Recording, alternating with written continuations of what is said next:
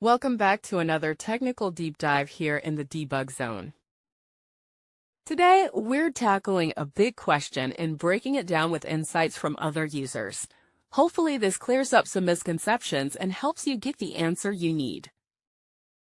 So buckle up, stay a little curious, and let's jump right in.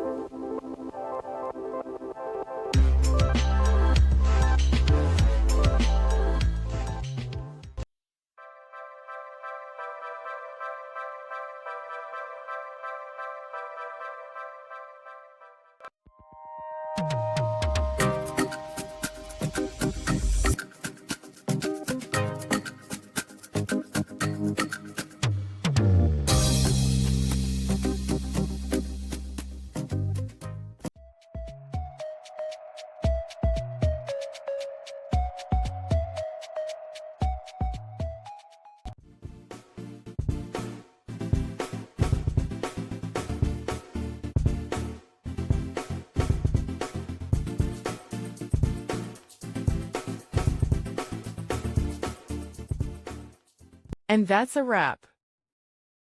I hope you found the answer you were looking for. If you did, take a second to hit that subscribe button. It really helps out. And let me know in the comments which solution worked best for you.